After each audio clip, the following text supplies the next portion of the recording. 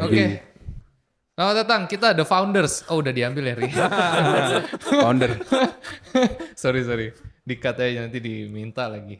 Itu bukan aku aja yang buat joke kayak gitu kan. The Founders.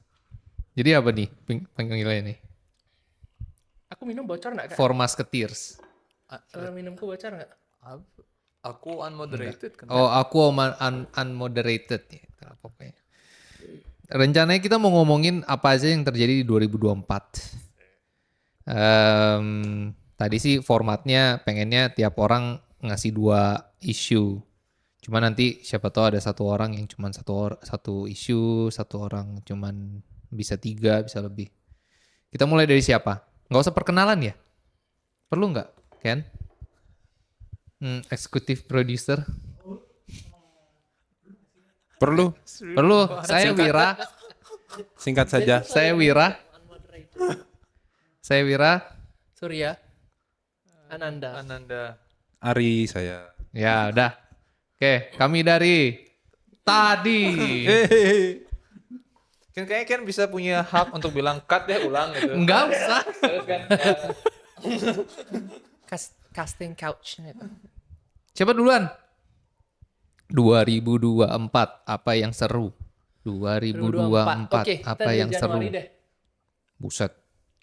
Punya gue di Januari nggak ya? Enggak. Silakan, Siapa silakan yang di Gung. Januari yang punya? who owns January? What happens January? Ulang tahun gue. I really prefer to be. Ada apa 2002 Januari men? Gue nggak inget. 2024 fenomena pelanggaran pemilu. Januari itu ada persiapan 14 Februari. Pemilihan presiden. Itu. Jadi nggak ada apa-apa selain Nggak itu. ada apa-apa iya. Dunia ini baik-baik aja. Di Januari? Januari kayaknya begitu dah. Januari ini apa namanya kampanye Betul, ya nggak sih? betul. Iya pas di kampanye itu apa aja tuh isi kampanye tuh. Palingan si Gibran bilang Pak tenang ada saya di sini. Ya betul.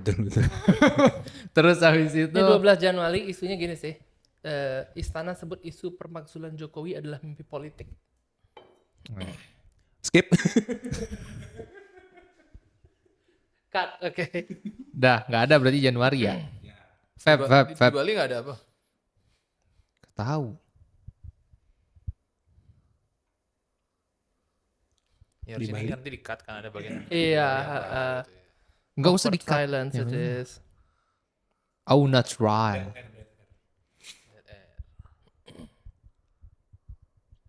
Ini ada batasannya sih, boleh ngomong apa-apa enggak? Coba aja. Bebas. Apa aja sih mau Bebas. diomongin? Iya. Saya nunggu naik aja nih. Atau punya gua aja dah langsung nggak usah bulan-bulanan. Ya. Iya Ya, kan? langsung Kak.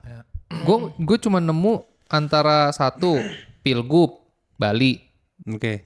yang isunya gue mau ngomongin adalah tingginya golput. Berapa? Nah, nih kalau yang data dari KPU Bali itu golputnya Bali itu 28,1%, yaitu sekitar 923.116 pemilih. Berarti DPT kita sekitar 2,73 juta. Ya 3 jutaan. Jadi ya itu sih kenapa tinggi. Dan ini juga terefleksi di beberapa daerah lain. Justru yang gua kaget Jakarta paling tinggi. Itu 42% golputnya. Untuk yang kemarin Pilgub. Iya. Jadi apa tuh? Kenapa? Jadi kayak kalau gue cuman kepikiran palingan ya nggak percayanya itu orang untuk Sebelumnya emang nggak golput? gua. Nggak, maksudnya pilkada sebelumnya ada datanya nggak? Enggak sih, gue nggak perbandingan sebelumnya. Pertanyaannya Kan soalnya kan 2024 oke. gitu. Jadi kayak masyarakat tuh gue milih juga kagak ngerasa apa-apa. Terus juga mungkin antara siapa yang gue pilih juga gue nggak tahu. Atau toh kalau gue milih juga nggak ngerasa apa-apa gitu. Mendingan gue libur. Dan emang libur kan? Iya, Betul.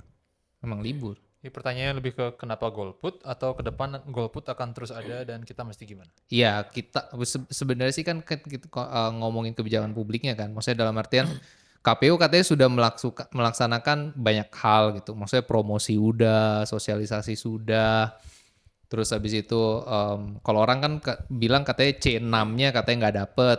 Padahal kalau sekarang tuh nggak mesti dapet C6 pun lu tinggal dateng bisa milih gitu loh. Terus apalagi dong yang harus dilakukan untuk kedepannya gitu. Kan sayang aja gitu. Misalkan tadi 900 ribuan suara itu kalau misalkan semua ikut memilih salah satu calon gitu yang tadinya bisa nggak menang jadi menang atau gimana gitu. Maksudnya dalam artian toh juga nanti pada akhirnya mereka mau protes pun bisa gitu harusnya kan. Atau malah sebaliknya ternyata. Toh kalau gue milih juga gue mau protes kemana juga nggak ngaruh gitu. Nah itu mungkin itu kayaknya mencerminkan pemerintahan sekarang gitu. Gue milih nggak ngaruh, gue nggak milih juga nggak ngaruh gitu. Gitu sih kalau dari gue. Yang lain mungkin gimana? Gimana Pak Ananda? Ya, ya klasik sih pertanyaannya. Jadi kayak apakah golput indikasi pemilihan yang baik atau enggak? Jadi mungkin dua jawabannya juga. Jadi bisa jadi golput ini tanpa maksud jadi ahli golput nasional ya. Golput sendiri bentuk ekspresi. Mau nggak mau kita harus terima. Tapi apakah pemilu yang angka golputnya relatif tinggi mencerminkan pemilunya itu representatif, itu kan debat akademik terpisah. Saya lebih ke titik yang salah nggak golput itu pertama. Di beberapa negara yang punya compulsory voting, jadi diwajibkan. Bahkan mereka yang tidak melakukan voting, ada beberapa negara yang menganggap itu pidana atau ada ketentuan sanksinya. Jadi kalau kita anggap ini sebagai hypothetical, kita udah di level mana? Sudah cukup meresahkan nggak golput itu sehingga hasil pemilunya itu cukup legitimasi atau enggak? Saya sih mesti ke sana. Kalau saya pribadi jujur ya, as a Balinese myself, I voted kemarin. Tapi ya saya nggak merasa angka golputnya akan setinggi itu.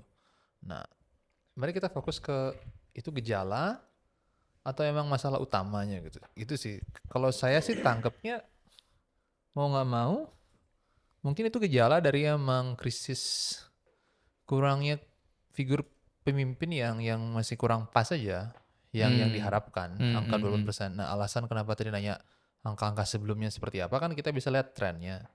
Tapi globally kayaknya demokrasi memang sedikit mengalami kemunduran dan salah satu indikatornya itu kemageran untuk datang ke TPS dan memilih gitu.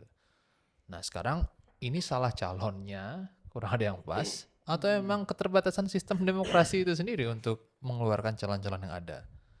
Jangan sampai kita bilang, oh jangan golput, tapi kalau pilihan calon memang segitu ya sama aja, we're shooting at the sky. Tapi kalau ternyata kita sadar emang ada golput, bukan karena nggak ada calonnya, emang sistemnya nggak bakal produce apa yang kita mau, ya golput bukan masalah, golput malah indikator bahwa bisa jadi sistemnya usang. Nah itu sih kalau saya pribadi gitu. Kalau kita mau deep dive ke sana, ada approach yang bilang wajibin aja yuk orang harus milih gitu. Apakah dengan wajib milih orang jadi quote-unquote terpaksa milih? Let's put that. No, if any of you are on the driver's seat, do you want to make it compulsory? Tapi tadi kan banyak pertanyaan tuh kita Nan. Itu siapa PR-nya siapa tuh ya untuk jawab itu ya? KPU. Untuk apa? Itu maksudnya kok banyak ya golput? Kenapa sih lu golput gitu? Ya emang tugas KPU memastikan kita semua milih gitu. Gitu aja dulu. Enggak sih, maksudnya iya itu udah PR selanjutnya nih kenapa sih manusia banyak golput? Gimana caranya biar nggak golput? Kenapa sih? Ya, kan itu kan ada yang harus diperbaiki ke depannya berarti kan. Itu PR siapa tuh? Semua. KPU berarti kan? Enggak sih. Enggak. Dua KPU masalahnya. penyelenggara doang. Iya, maksudnya what's wrong with being golput itu pertama. What's wrong with being golput? Aside dari kita udah ngeluarin anggaran dan kita udah buat sistem, kenapa nggak kita jalanin gitu kan? Satu, kemungkinan kecurangan bisa ada. Maksudnya tadinya kertas suara bisa digunakan, itu bisa dijadikan kesempatan untuk curang. So, Yang kedua, lu udah dikasih kesempatan dan nanti pada saat lu nggak gunain ada sesuatu, ya udah berarti lu nggak boleh protes gitu. Yang kedua itu berarti narasi yang kedua untuk benar-benar memahami urgensi dan signifikansi itu yang nggak ke-translate di semua level. Itu sih to my take. Jadi kayak jangan kayak ada golput. Untuk membuat kebijakan yang terstruktur harusnya kan kita rajin sensus. Oke. Terakhir kita sensus kapan? Iya maksudnya Tiap tahun ada. properly doing the census. Kayak misalnya kita di industri hukum KBLI. Pendapatan semua itu berdasarkan sensus. Betul. Jadi validitas data itu benar-benar menentukan postur kebijakan. Iya. Itu satu. Kedua, ada nggak yang nyensus golput gitu deh misalnya? Nah itu maksudnya yang gue tanyain.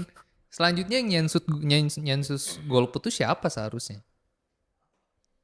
Ya kata hati masing-masing. Kalau saya mungkin menurut analisa saya nih, analisa gembel nih. Mungkin ada juga faktor di mana itu kan dalam 1 tahun ada 2 kali pemilihan ya. Pilpres di awal tahun, pilgub dan pilkada iya. lainnya di akhir tahun. Mungkin masyarakat tuh fokusnya udah habis di awal di Nah, iya, pilpres. itu Jadi bener juga, Ri. Di berita euforianya gitu itu di pilpres udah habis. Jadi mungkin udah jenuh. Iya nih, karena jarak pilpres, pileg dan pilkada yang berdekatan, jadi jenuh. Sehingga ya mungkin orang jadi skeptisnya meningkat karena ya sudah kita udah kemarin involve di pilpres, ngapain sekarang lagi? Sama aja atau sama aja gitu. Oke, jadi kita ada argumen logistik, ada argumen psikologis. Ya, mungkin juga mereka punya harapan ini ada 2 ekstrim mungkin ya di dalam masyarakat. Ada satu yang aware banget, satu yang Ya. tidak aware sama sekali bahkan tidak menganggap itu penting. Jadi mungkin ada orang yang beranggapan paslon-paslon yang disediakan atau disajikan ini tidak ada yang memenuhi harapannya, makanya dia malas milih. Nah, itu yang pertama mungkin. Yang kedua, ya udah emang nggak pernah milih sama sekali dan nggak pernah ada kesadaran untuk itu dan nggak pernah ada orang yang mau approach mereka untuk ayo milih gitu, atau tidak terlalu kuat why kenapa mereka harus memilih itu. Mungkin Surya bisa nambahin. Oke, mungkin ada juga gininya ya, benernya itu yang tadi Ari bawa itu. Soalnya emang aku juga pribadi kayak ngelihat, mungkin kayak bertanya juga, aku belum tahu juga karena nggak terlalu fokus di pesta politik yang ini. Cuman emang aku sempat bertanya juga dan belum dapat jawaban sampai sekarang kenapa pileg itu gabung semua gitu loh. Kalau anggaplah kepala eksekutif dan pejabat eksekutif yang pusat kita pilihnya di duluan gitu kan, bareng dengan legislatif pusat juga. Tetapi kenapa legislatif daerahnya itu nggak dipilih barengan sama kepala daerahnya gitu kan? Itu pertanyaan teknikal ya itu ya. Lebih mungkin ada pertimbangannya yang membuat itu bisa seperti itu. Cuman aku lebih mau ngebahas ke yang Kak Nanda gini tadi itu. Race itu ada pertanyaan fundamental yang menurut aku cukup menggelitik sih ya. Untuk bisa jadi diskursusnya ke depan. Ini kan kita regardless nih apa alasannya angka golputnya kita naik. Yang jelas angka golputnya itu tidak setinggi waktu pileg dan pilpres. Yang pilkada ini, at least di Bali pilkada ini jauh lebih tinggi daripada pilpres dan pileg kan. Terlepas itu karena ada alasan gini atau tidak, gimana cara kita mencegah untuk 5 tahun lagi nggak ada kayak gitu. Kalau mau diwajibin, kita wajibinnya via apa? Kita kan harus ada, mau kita pakai disinsentif kah cara wajibinnya, atau kita kasihin insentif yang buat mereka mau tanpa. Jadi hukum itu nggak perlu, atau aturannya nggak perlu yang imperatif dibuat gitu loh. Dan cara kita handle-nya juga nggak semerta-merta langsung cuman pakai aturan. Kalau aku ingat sih ya dulu kenapa aku kayak excited banget waktu aku pertama kali umur 17 bisa milih itu. Aku excited emang dari sekolah sih, aku dikasih tahu emang ini salah satu bagian dari pesta politik di mana kita akhirnya bisa bantu juga untuk milih. Waktu itu kalau nggak salah pertama kali aku milih itu zamannya bukan 2013. Iya 2014 kayaknya.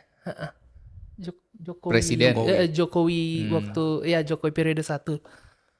Jokowi kalah sama Prabowo Hatta. Raja. Iya. Prabowo Hatta. Itu jadi aku kayak ngerasa aku excited banget. Plus waktu itu juga aku lagi belajar hukum gitu. Jadi kayak di sini mungkin partisipasi langsungku yang bisa bantu untuk ya ada efeknya lah pilihanku gitu. Walaupun cuma satu suaraku gitu kan dibandingin sama suara yang lain. Buat orang yang seperti aku, insentif seperti itu tuh cukup gitu. Cuman kita nggak tahu insentif seperti apa yang orang butuhkan. Dan level seperti apa sih juga mungkin lebih ke hal yang dasar ya. Rasa kepemilikan mereka terhadap Indonesia gimana. Yeah, I think you touch the crux. Jadi kayak pendidikan kewargaan atau civic duty. Civic duty. Itu yang jujur ya standar kita yang masih bias. Jadi ada yang merasa kok golput tinggi gitu. Ada juga yang bilang ya udah emang itu ekspresinya. Kayak emang masih nggak nyambung. Ada yang punya ekspektasi terhadap sistemnya, tapi pilihan yang ditimbulkan sistem nggak sesuai sama yang dia mau. Pilihan ekspresinya dia antara milih the lesser evil atau no choice at all.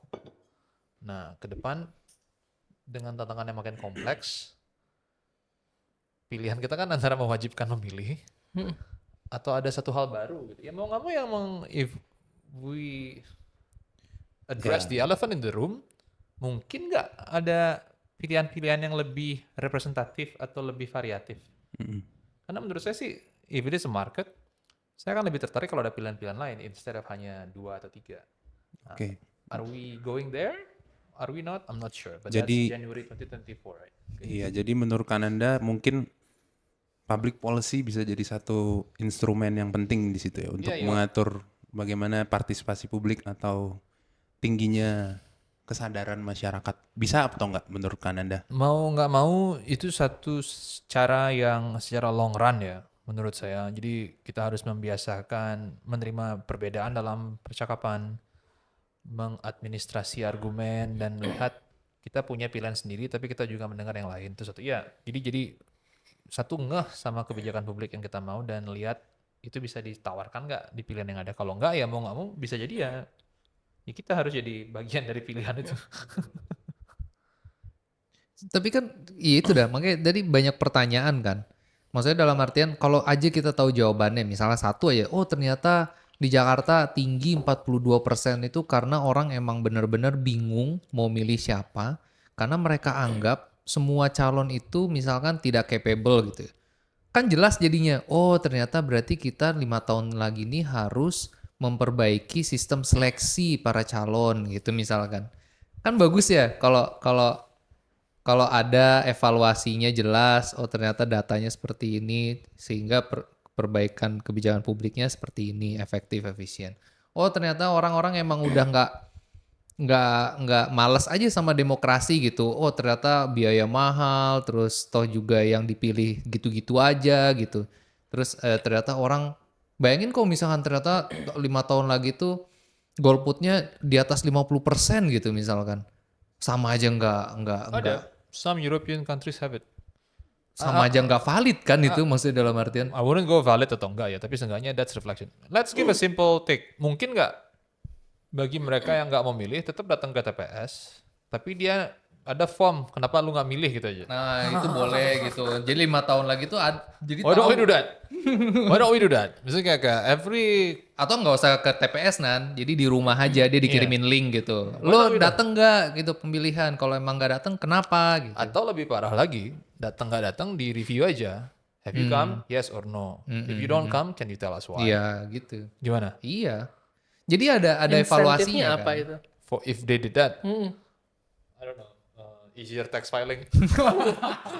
Berarti itu disinsentif itu. Jadi kalau umpamanya nggak gini, tax filingnya susah gitu. Kesadaran tentang kewajiban tax filing juga belum semua orang tahu. Iya. Dapat bonus PTKP jadi 100 juta. Iya, Oke. Benar. Nggak, poinnya Ari benar. Jadi kayak apa yang bisa membuat orang ngerti untuk civic duty? Ya mau nggak mau dia harus ngerti bahwa setiap public policy yang dibuat itu berdasarkan satu rancangan dan rancangan itu pikiran, anggaran dan waktu Ya. Dan semakin kita nggak punya instrumen untuk menilai dengan presisi, what we are doing is just running in circles.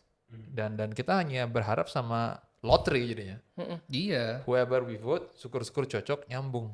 Iya. Padahal kan if only everyone had a wake up call dari awal, dan this is a serious thing gitu, kayak if we don't do it right, we will let, I wouldn't say stupid, but incompetence yang mungkin belum waktunya, and we are just running in circles. Jadi ya, I agree with you. Nggak mesti nunggu election. Awareness on public policy should be started anywhere. Dan dampaknya bisa dua. Orang itu bisa jadi bagian dari solusi atau menjadi pilihan untuk solusi. Itu aja harapannya. Dan hopefully the stars are aligned. One day we are no longer relying on luck or lottery, tapi ya sistem. Ya. Itu sih kalau saya. Awareness akan pentingnya public policy itu kan satu hal. Tapi kompetensi orang untuk bisa bikin kebijakan publik yang tepat guna atau dia bisa diimplementasikan setidaknya enforceable di Indonesia atau coverage daerah maupun provinsi dan kabupaten, itu kan dua hal yang berbeda, Kak. Betul. Jadi apa ya, untuk konteksnya mungkin gini ya, kita kan di sini nggak main-main nih, maksudnya kita pengen membuat sebuah wadah yang mana kita juga pengen mengumpulkan orang-orang atau teman-teman dari kita sendiri yang capable di bidang hukum maupun kebijakan publik. Kalau tadi Surya kan bilang mungkin butuh sebuah kebijakan yang buat semua orang ini lebih sadar pentingnya memilih, atau secara apa ya, enforcement maupun pembuatan kebijakannya sendiri, kita akan menyediakan itu. Kita bisa menyediakan di School of Law and Public Policy. Cie, produk placement nih. Jadi gitu.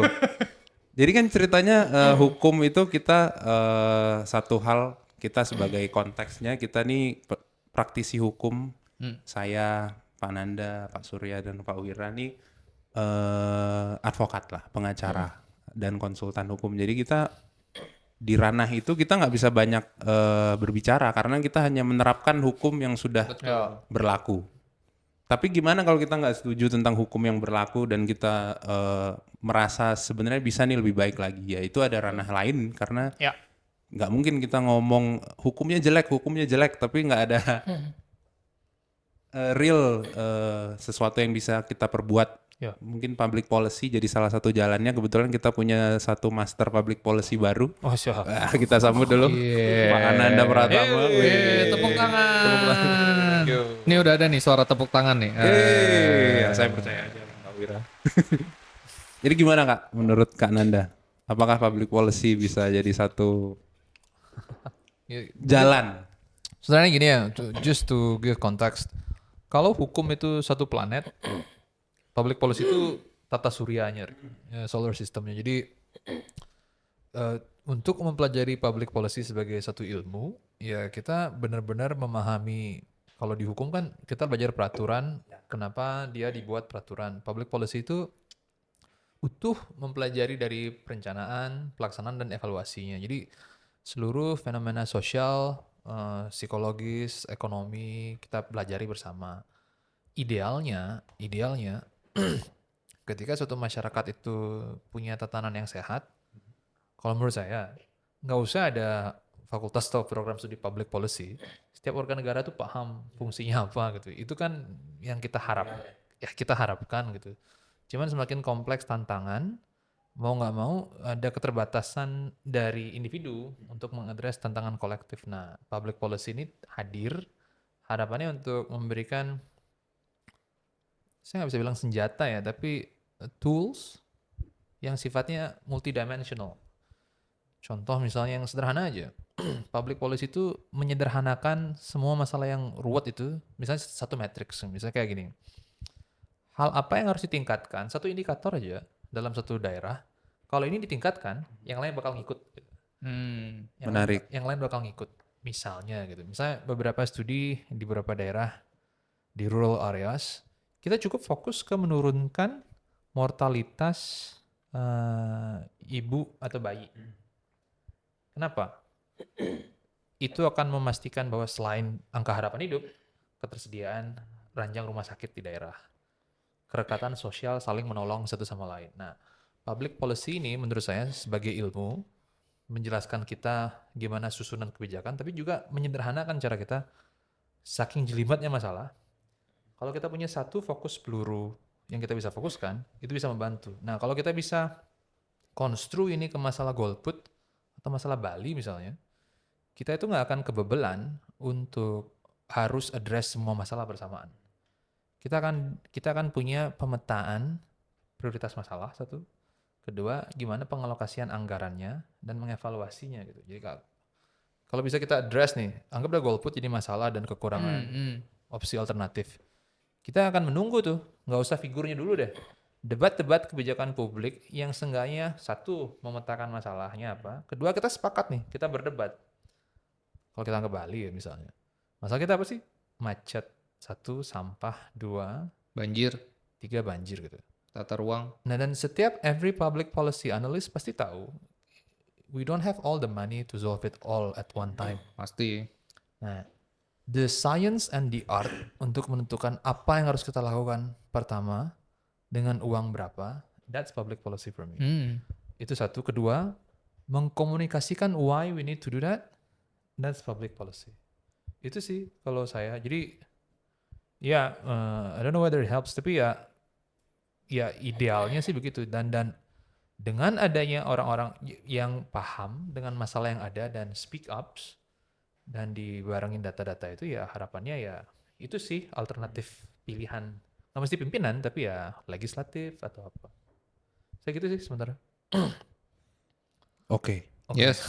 Move on. Oke, move on. Pilkada, golput sudah clear. Enggak, clear. So let's say we say golput, seenggak-enggaknya kalaupun kita nggak itu masalah, itu symptoms dari keterbatasan either figurnya atau sistemnya dalam memproduksi itu. Ya gue sedih aja gitu. Kita udah dikasih kesempatan loh nih. Ya. Nggak mau dipakai gitu. Kan coba BT negara lain yang yang orang masyarakatnya nggak dikasih kesempatan untuk milih. Coba. Nanti kalau tiba-tiba kita dirubah, udah deh ngambek gitu pemerintah. Udah ya udah kalau gitu nggak usah dah lu milih-milih. Gue tentuin aja sendiri. DPRD Ribut lagi. balik ke DPRD. Sebentar. Memang pilkada perlu pemilihan langsung. Asik. Ya. Saya rasa itu percakapan yang Next kita topic. simpan di Ya. topik sebelah gitu. Oke, next. Siapa yang mau raise? Iya, masih nyambung juga sama yang penjelasan Kak Nanda tadi tentang public policy. Itu sebenarnya kita juga di challenge sama yang Kak Nanda bilang sebelum aku floor gagasannya. Mungkin aku mau nanya dulu ke Kak Nanda itu kita punya nggak sih sebenarnya, apakah itu sudah mentradisi nggak di kita untuk mengkaji, mengimplement dan evaluasi gitu di Setiap Indonesia? kebijakan, ya harus saja ya. Sudah. Maksudnya secara kelembagaan pemerintah. Iya, generally speaking. Wow, yeah, I'm not representing any government agency. Sure. Sederhananya gini, setiap administrasi di seluruh dunia, administrasi ya mereka udah. pasti harus mengukur anggaran yang mereka pakai dan capainya di mana. Jadi dalam skala kecil pun pasti ada gitu. Sekarang tinggal apakah siklus tersebut baik dari perencanaan, pelaksanaan maupun evaluasinya, satu melibatkan stakeholder yang perlu dilibatkan, sehingga kedua ada apa enggak meaningful participation, dan ketiga bener nggak ada mekanisme korektifnya. Nah itu kan yang selama ini either kita nggak tahu, ada tapi kita nggak ikut, atau memang entirely nggak ada. Nah ini yang nggak pernah kita sebagai warga negara sebenarnya ya each of us sebenarnya bisa aja milih satu ide hobi apa yang kita suka dan kita eager ke sana sih sebenarnya ide. Soalnya kayak aku berpikir gini Kak, kalau emang dalam tahap perencanaan itu idealnya itu adalah kayak pentahelix gitu. Kita ada Pentahelix ya. Pentahelix. Ada stakeholders, government, industry, academics itu. business. Kita lihat setup Indonesia yang sangat besar kayak gini, kayak will it be possible that we do that directly gitu loh. In every, aku belum tahu logistik kita kalau kita mau buat kayak siklus kebijakan publik yang ideal itu apakah selalu di setiap itu seperti itu. Soalnya kita punya setup yang berbeda banget ya. Unless gini, kalau aku soalnya berpikir gini, anggaplah kayak normatively speaking, kita itu sistem kenegaraan kita emang built upon a civil legal system, which is we need a positive law to cover, we need written positive law to cover our deeds kayak gitu. We don't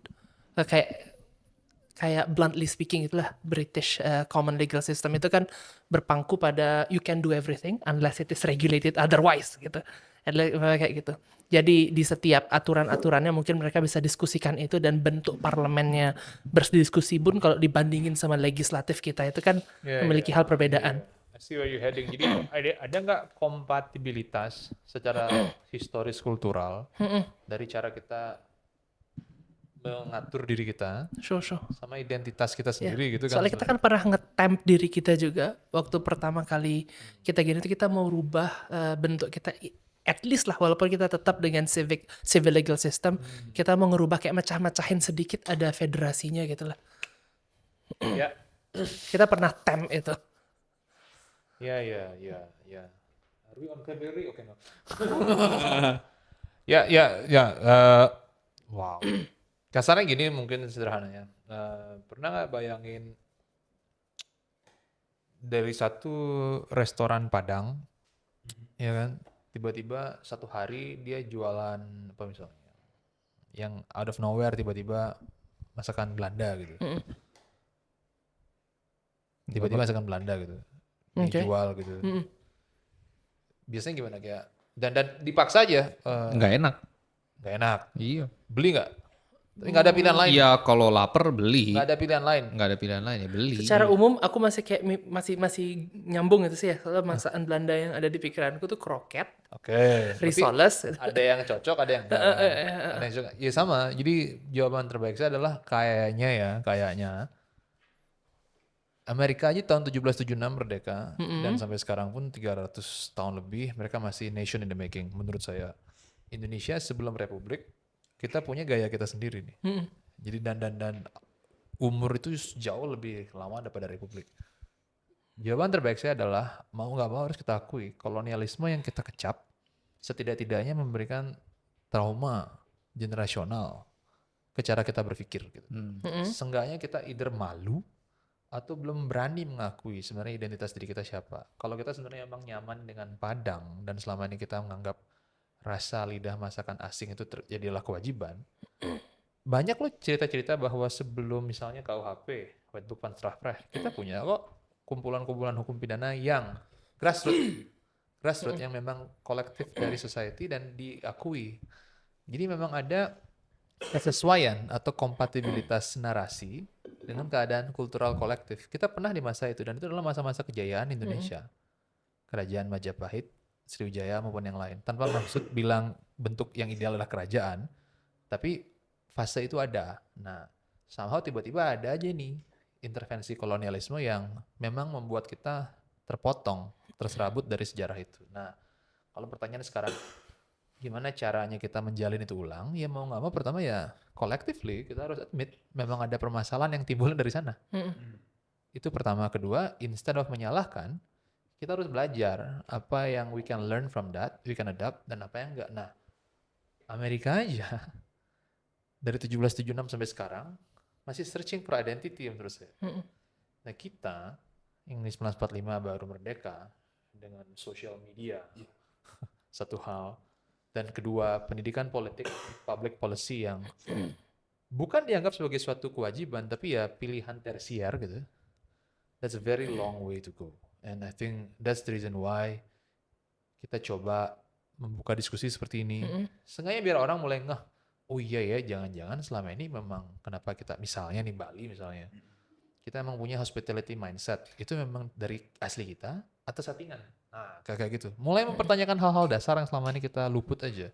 Nah kalau menurut saya itu sih, Gong, Surya, menurut saya, jangan-jangan kita lupa caranya jadi orang Indonesia. Jangan-jangan. Atau kita harusnya berani aja ya kayak dibilang sama Yoda tuh. unlearn you must what you have learned. Maybe at one day, and that's the beauty of it, right? Jadi kayak we learn one technique all our life, and to relearn that, maybe we miss the things.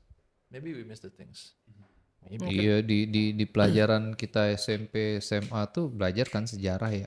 Tapi gue nggak inget loh gue diajarin apa ya. Tapi maksudnya diajarin kok itu masa Majapahit gimana gitu. Would you take dulu misalnya zaman dulu itu mereka nggak buat KUHP kayak versi Belanda. Itu kan Iya, setting bener. Belanda dulu. Betul. Dulu tuh nggak segampang ini aja. Misalnya Ratu Sima naruh koin di tengah. Ada siapa Ada yang siapa menyentuh yang- ini ya. kena itu. Itu kan salah satu keluarganya kena.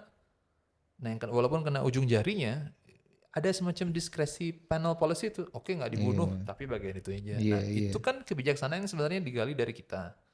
Nah, sekarang pertanyaannya, kita sadar nggak itu pertama. Kedua, setelah kita sadar, kita cukup pede dan yakin nggak untuk memproyeksikan itu tidak hanya ke dalam, tapi keluar. Kalau nggak, kita harus cari tahu kenapa. Jadi kelamaan dijajah. Itu kan jawaban terbaik karena kita sadar kita dijajah. Iya, Ada benar. nggak hal lain lagi? Iya gitu sih, maksudnya. benar Siapa sih. lagi yang menjajah kita selain ekspektasi Selain kita iya sendiri? dan sekarang ini kan dijajah dengan sosial media dan Iya. Nah, I think distraksi yang lainnya. agreed. Now, if we can collectively disseminate that at public policy, yeah, I know it's a long run, but this is the way. This is the way. This is the way. So yeah, this is the way. Next, Join SLPP. join SLPP. Yeah, we not Iya, atau enggak subscribe YouTube channelnya lah, ya kan? sure. Boleh. Yeah. Ya, Surya. Next, Surya udah. Lo berdua belum? 2024. He's just asking sebenarnya yang history kultural, not your own issue, but yeah. You can skip on you, Ri. Bisa ke Ari, Ri. Apa ya? Enggak. Ini deh, transportasi. Transportasi. Alright. Apa? Airport. Oh, iya. Jadi kan baru-baru ini, ya jadinya 2025 sih sebenarnya isunya itu. Tapi kan baru ya, bisa lah dibahas ya. Ya, representasi cara kita menyampaikan aspirasi. Baik, Trans Metro Dewata Ya. yang baru saja diberhentikan layanannya untuk di Bali karena ini kan untuk backgroundnya mungkin ini sebenarnya kan project dari pemerintah pusat ya, So, dari Kementerian Perhubungan. Ya. Jadi karena ada sesuatu dan lain hal di Bali diberhentikan. Nah, menurut teman-teman gimana nih? Apakah pantas ataukah ini langkah yang tepat atau memang tidak ada pilihan lain memang selain Kalau dari harus pemerintahnya dihentikan? kenapa diberhentiin, Ri? Ya budget. Oh, Dananya budget. udah di stop emang dari pusat, Kak. Ya berarti Ya. kalau budget masalahnya kan nggak self-sustain berarti itu kan. Otomatis berarti memang nggak dipakai. Ya betul. Logika dasarnya begitu kan. Iya, mungkin Cuman kenapa banyak protes ya? Itu juga gue bingung. I can give counter opinion, but Gimana? Go ahead. I don't know, mungkin aku ada hubungannya juga sama kita kemarin sempat Miking. kita sempat kemarin kan datang ke acaranya Pak Mangku waktu masih Iya. jadi DPD itu tentang hubungan keuangan pusat daerah itu. Nah, HKPD. I think mungkin ada juga hubungannya sama itu karena ada beberapa pemasukan daerah juga yang diperluas di sana gitu kan jadinya. Jadi dianggap emang daerah bisa membiayai itu. Oh gitu. Itu Eh. harusnya dioper gitu. Maksudnya Mungkin. pembiayaannya ke daerah. Atau gimana? Kalau gue gitu, maksudnya dalam artian logika Has dasarnya. anybody try Transmetro atau teman bus? Sekali dua kali, I- tidak I- untuk belum. daily basis. Jujur tidak. belum. Karena pergerakan saya hanya sebatas Sidakarya dan Panjer. Ya, again, maksudnya ini persis sama seperti diskusi golput kita tadi itu kayak this is the dilemma of becoming a government gitu kayak if only everyone ngerti bahwa budget itu nggak selalu ada gitu dan kita punya keterbatasan. Nah, saya rasa kalau kita anggap masalahnya sebenarnya di gini sih. Pertama kita baru reaktif setelah ini diberhentikan. Iya. Itu menurut Betul saya sekali. itu yang paling Iya, gue Why? juga nanya kenapa. itu reaktif karena logikanya gini. Just to give context ya Bali itu seperti anak kesayangan semua orang dan semua orang merasa tahu mesti diapain gitu tanpa pernah mendengarkan kebutuhan Balinya apa. Dalam ilmu tata kota kan sebenarnya memang kalau memang suatu kota metropolitan itu kan harus dibangun atas backbone public transportnya transport. duluan, instead of urbannya duluan. Jadi saya rasa unless kita serius meriset Bali, ya kita akan lagi kayak Golput tadi, running in circles. Nah, teman bus itu sebenarnya bukan solusi sih menurut saya. Itu adalah patchwork sementara untuk membantu ya masalah yang memang sudah sangat gimana ya?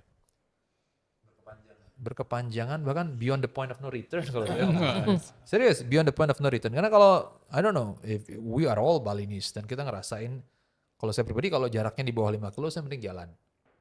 Sepakat. Kalau saya mending jalan. Betul. Nah, teman bus mau nggak mau ya saking kita sudah lamanya di masalah itu dan kita dapat satu oase. Siapa yang nggak happy kalau emang nggak buru-buru di daerah metropolis dan pasar, you can go to bandara dengan hanya 10.000. Kalau nggak buru-buru, it beats the price. Dan anggaplah nggak usah dah kita orang-orang yang di luar Bali yang nggak punya kendaraan pribadi, it gives them an option, a sense of ada lo pilihan gitu. Atau kalau dibalik deh, kalau kita yang merantau itu pasti jadi itu yang menurut saya yang kurang dipahami sebagai satu aspirasi. Nah sekarang kedua, kenapa baru sekarang ya mau nggak mau kita harus akui gitu, kayak sebagai industri pariwisata kan akses untuk memberikan atau menjual akses itu kan ya bagian dari cari pekerja kan, dan teman bus mau nggak mau harus diakui mendisrupsi hal itu. Mendisrupsi hal apa misalnya transportasi baik itu online maupun yang pesanan.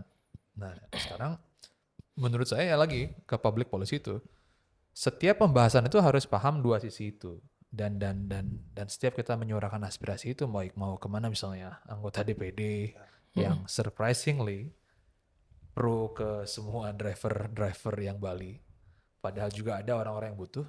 Itu nggak saya nggak pernah menemukan pola diskusi yang bisa menemukan pro dan kontranya bersamaan dan benar secara jernih melihat masalahnya, bahwa masalahnya bukan sekedar teman bus, masalahnya adalah Bali butuh public transportation redesigning.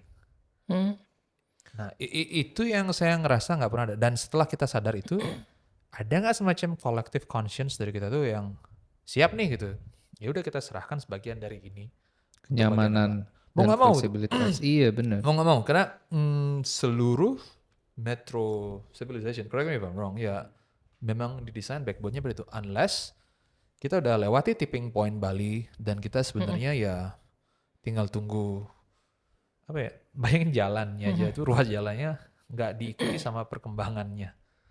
Nah, itu yang mengerikan sebenarnya. Nah, alih-alih kan ada teman-teman yang ingin mengaktifkan ulang teman bus, oke. Tapi dengan desain seperti apa? Willingness to pay harga seperti apa? Bahkan kedua, di saat yang bersamaan ada yang ingin mewacanakan pembuatan subway kan. Itu dah, bayangkan kita semua punya adik ini deh.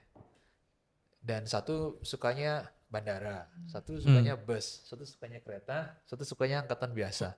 Kita paksain semuanya ada di adik kita itu. Lu coba semuanya itu. Bingung gak tuh? Bingung gak tuh? Padahal easiest solusinya adalah lu maunya kemana? Tanya dia dulu. Perlunya apa? Ya udah. Fokus ke satu itu aja. Nah, we never did that. Kita Atau pakai yang mana yang paling banyak sukanya yang itu, ya udah itu dulu lah gitu kan. Maksudnya orang banyakan suka naik bis, ya udah usahakan biar ada bis itu kan, begitu maksudnya. maybe one. Tapi ini kayak gininya juga sih, bingungnya juga kan, kalau kita emang mau buat kayak gitu, intinya kan pertanyaannya berarti harus ngejawab orang mau pergi kemana, habis itu medianya kita fasilitasnya kita sediain gitu kan. Tapi kalau kita mau bangun juga, aku nggak tahu ya bener nggak ya indikator smart city itu emang ada transportasi umumnya juga. Kayaknya sih iya ya, salah satu indikator itu emang kayak integrated multimodal bahkan kan. Jadi multimodal tuh dihitung juga sampai jalan kakinya. Nah, itu juga moda juga kan kita. Nah, kayak Kak Nanda tadi bilang aja, ada orang berarti juga yang preferensi kalau di bawah 5 km itu mau pakai kaki gitu, jalan kaki. That's bagi mereka yang nggak difabel. Count the difabel too, yeah. Right. Ya, kalaupun difabel kan disabilitas itu kan emang gini ya, kayak range-nya banyak banget, spektrumnya banyak banget. Kita nggak bisa gini, ada yang bisa pakai trotoar pun, ada juga yang tidak gitu. Cuman sekarang pertanyaannya balik lagi, kalau kita mau multimodal, itu setupnya, anggaplah Bali ya, yang di set jadi metropolis itu sebenarnya bukan Denpasar kan sebenarnya. Awalnya itu pusatnya maunya di Singaraja. Oh, historically Speaking, kita rubah jadi ke Badung dan Pasar, kita mau giniin. Itu pun juga yang kita set sebagai pusat pemerintahan, mau menjadi pusat ekonomi, ternyata ke pinggir lagi karena permintaan pasar. Kita akan ke selatan dulu gitu kan. Selatan emang dibuat pertama itu kan BTDC di sana. Habis itu akhirnya dari selatan itu pun naik pelan-pelan ke atas sampai sekarang udah mau ke barat gitu kan. Pembangunannya, dan itu pesisir semua. Yang kita sebut, emang sih kalau kita nyebut secara literal ya, semua tempat di Bali itu adalah desa gitu. Karena kita ngedefinisiin desa itu berbeda di Bali. Cuman tapi tetap aja yang kita set itu untuk sebagai pusat kota itu tidak menjadi pusat bukan pusat pergerakan massa, bukan pusat mobilitas massa. Jadi kita berpikir sekarang kayak yang rame sekarang banget itu adalah di Kute dan ke atas lagi kan Canggu yang selalu macet itu. Nah, Tabanan gitu ya. Anggaplah kalau kita mau bangun sekarang, bentuk dari multimoda transportasinya itu seperti apa yang bisa. Dan kalau kita mau ngereform, apakah kita siap untuk benar-benar membatasi transportasi pribadi?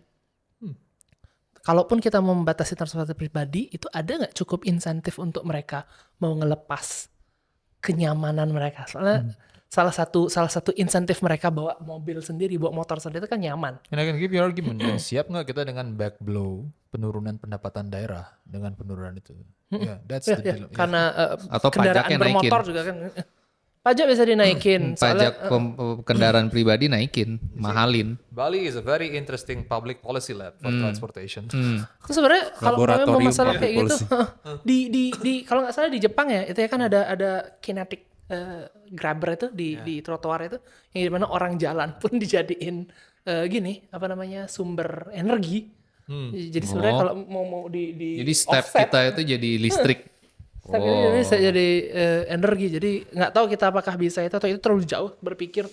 I understand. Cuman kayaknya menurut aku sih kegagalan Transmetro, aku nggak tahu seberapa sih ya. Mungkin kita harus cari data juga. Tapi itu boleh tuh, Kira-kira banyak nggak itu trotoar Transmetro? di Bali tuh boleh dijadiin listrik tuh. Jangan dulu jadi listrik, Kak. Bukan. Trotoar di Bali itu belum ada yang nyaman untuk dipakai jalan Soalnya kaki. orang Bali doyan naik motor di atas trotoar.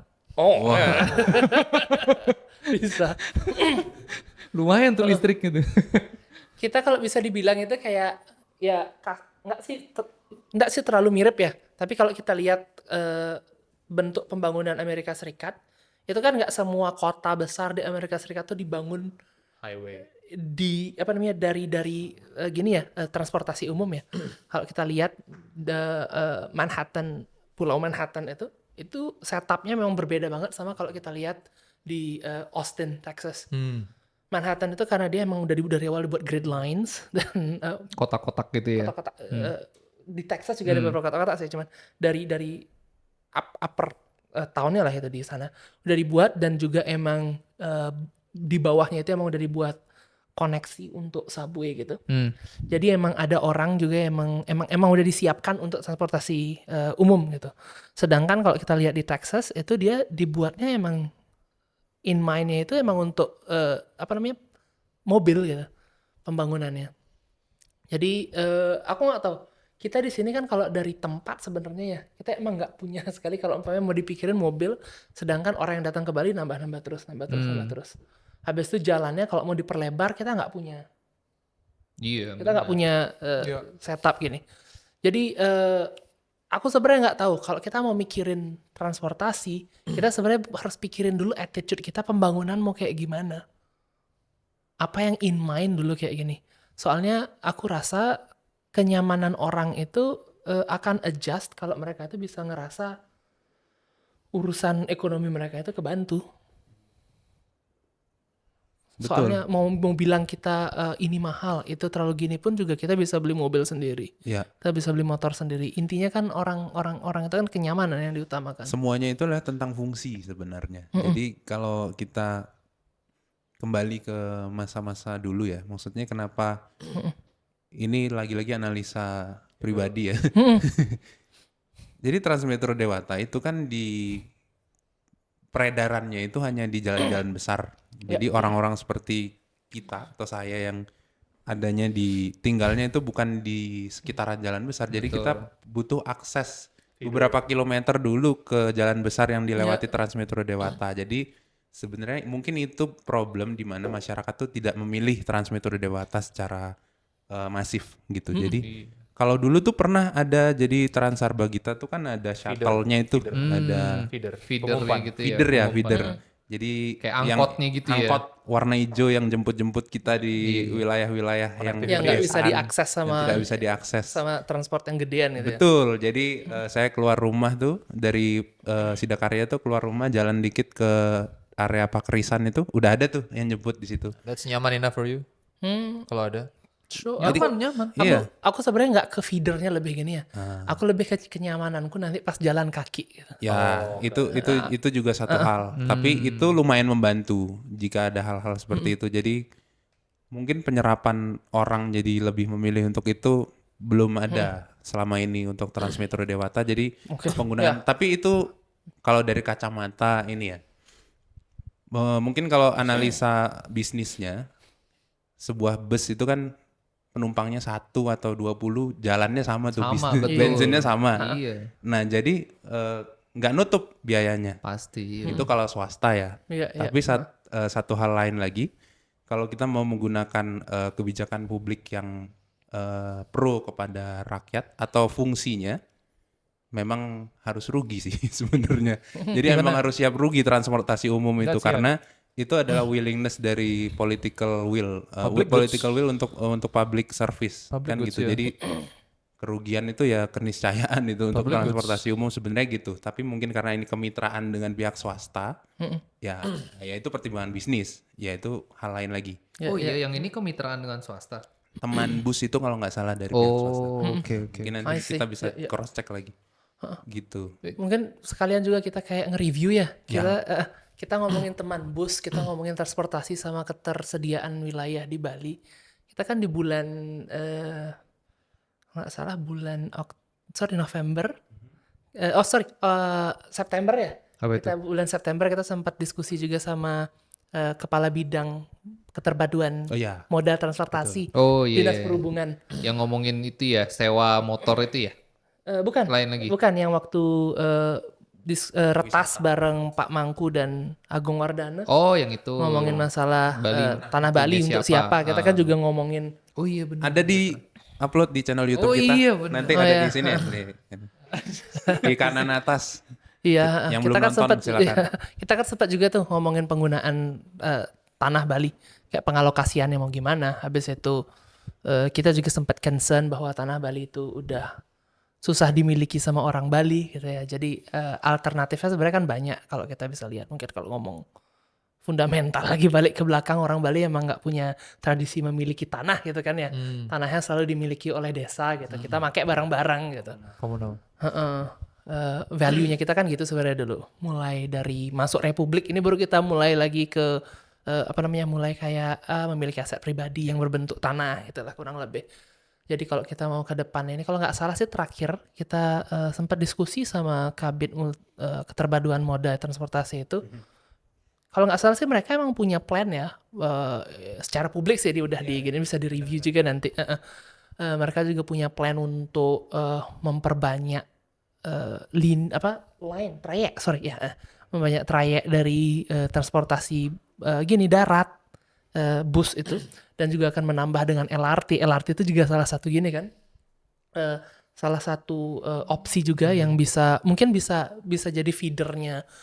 Itu juga bus juga sebenarnya untuk dapat ngakses ke daerah-daerah yang nggak bisa diakses sama ini atau yang lebih eksklusif maunya itu kan LRT-nya. Cuman yang buat kaget itu adalah ini plannya berubah sekali loh. Ini plannya berubah sekali dari awal kita ngomong di 2024 akhir, di awal 2025 kita dikagetin sama itu langsung dihilangin. Jadinya banyak orang yang baru ngerasa kehilangan, kita baru protes aja, kayak jiwa kita emang suka protes mungkin. Tapi sekarang cannot help it lah, I can't help but to reflect. Kayak butuh nggak kita ke depan ini kalau kita mau jadi smart city emang harus ada transportasi publik yang multimoda, atau kita cukup pilih salah satu aja, sisanya ya udah kita kasih ke transportasi pribadi, individu, toh juga selama ini jalan-jalan aja. Ya. Gimana ya? Ini beneran unmoderated. Tapi kalau saya pribadi sih dari of all the breadth of the discussion, keterluasan maupun kedalaman, ya saya rasa kuncinya cuma satu aja sih. Selama kita nggak pernah sadar bahwa ada keterbatasan carrying capacity dari Bali misalnya satu dan Indonesia, ya kita akan terus bereksperimen dalam lahan yang terbatas. Nah, pernah nggak main Tetris tuh? Pernah dong. Ya kan, yang kita selalu cari kecil-kecilan dulu, dan di beberapa aspek kita kadang lupa kan, di ujung-ujungnya kita tinggalin dan ternyata we have no room else to wiggle. Nah, saya khawatirnya kita udah mulai di 70-80% penuh itu. Baru sadar banyak bolong gitu. That's crazy. Nah, biasanya kan to win that level either we are hoping for a miracle dynamite dari atas, boom, atau somehow I don't know, Deus Ex Machina yang lain, atau ya memang game over. Baru kita start from one gitu. Cuman is this a game? No, right? No. I don't know. This will cost everyone almost their time dan kualitas hidup buat saya. Anggap deh di skenario we did nothing. Bagi mereka yang economically able, yes, they can afford cars. Bisa beli mobil, tapi Mobil sekarang banyak insentifnya juga loh, Kak. satu ya, tapi waktu yang dihabiskan di perjalanan. That's quality of life buat saya. Quality of life, rumah tangga, kerja dan segala macam. Bagi mereka yang nggak mampu, that's another burden of life. Saya malah bukan ke smart city bahkan. Kalau buat saya itu bahkan nggak cuma government, every citizen itu kayak punya semacam harusnya honest, tanggung jawab bahwa memastikan bahwa each of your neighbors and including you are a happy member of a citizen. To my take, kalau saya pribadi, my policy intervention adalah satu. If you're a public officials dan di tempat Anda ada, take public transport. Take public transport. Dan saya kan budayakan, you're okay to be late 30 sampai 1 jam if you're taking public transport. I'll do that. That's the, yeah, like. That's a good incentive. Jadi kita harus budayain, itu pertama. Kedua, kalau mau, setelah itu ya we normalize walking. You like it or not? We normalize walking sampai dan benar-benar becoming really vocal untuk tahu sejauh mana progresnya, dan beneran setiap ada perubahan we aim for it.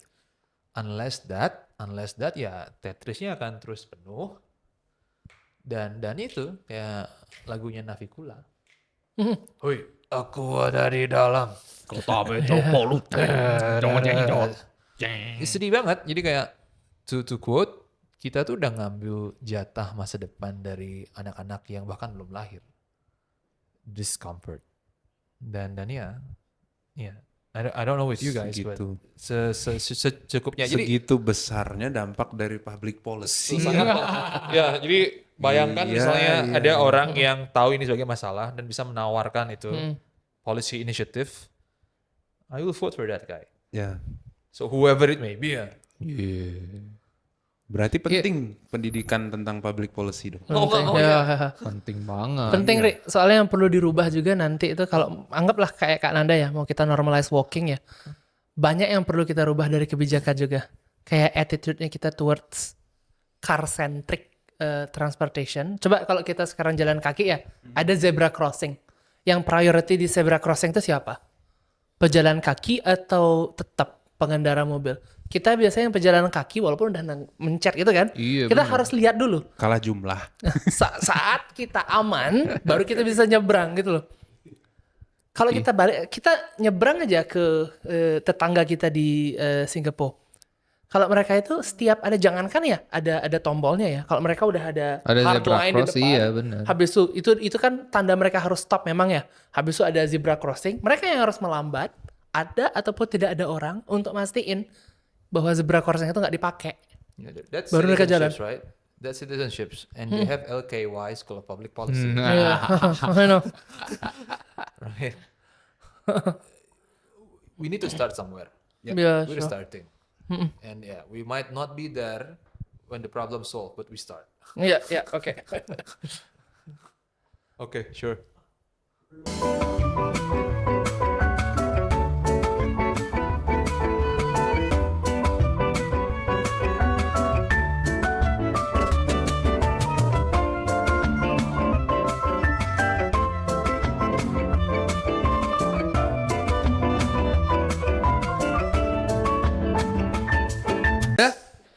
Iya. Lanjut. Gimana Kak Nanda? Mohon maaf ya tadi di-cut sedikit karena ada gangguan teknis. really don't- Kameranya don't- habis I don't understand. itunya memory cardnya. I don't understand how we will connect that. Yes. Enggak, tadi kan udah selesai. Emang Sudah. udah di Apa tadi pembicaraan terakhir? transport. Transum. Transport. Transportasi umum, transportasi publik. Ya. Dah. Jadi next legislator atau siapapun yang bisa come up with that solution dan bisa dipackage di political stage yang oke, ya I think Yang mempunyai skill set yang Iya. baik dalam menyusun kebijakan publik. Tentunya harus sekolah dong. Asik. Iya. Join SLPP. Join. yeah, a lot of work. Iya, a lot of work. Ya. Right. Lo Kita kan ngomong- terakhir belum Me. isu. Kita udah sejam loh. Maksudnya dalam artian masing-masing udah contribute 3. Boleh deh, tak giniin dulu ke hukum dulu ya. Biar kita boleh. sempat gini. Ada masih gini nih, salah satu gininya. Satu tanggal yang penting sih bulan lalu. Masih juga ngomongin budaya kita, habis itu sama keinginan kita juga untuk berbenah dan juga harus rapi gitu ya. Untuk kita ada sesuatu yang tercatat dan terlakukan dengan baik. 17 Oktober kemarin Kak. Personal Data Protection. Enter into force. Itu entry into force-nya, tanggal entry into force-nya UU PDP kita. Keren. Buat yang udah sering kepoin Keren. GDPR itu sebenarnya kan kita punya setup yang serupa Kak. GDPR keluar, anggaplah GDPR itu diundangin tahun 2016, entry into force-nya 2018. Kita juga seperti itu, 2022 diundangkan dan entry into force 2024. Cuman begini nih kendalanya. Terlepas dari apakah itu merupakan budaya kita atau enggak gitu ya. Ada beberapa ketidaksiapan juga. Karena toh juga yang seharusnya ada itu minimal lah peraturan pelaksana belum ada. Kita udah ada draftnya, udah diskusiin dari bulan Februari keluar kan itu. Sampai ditutup diskusi publiknya itu di bulan Maret.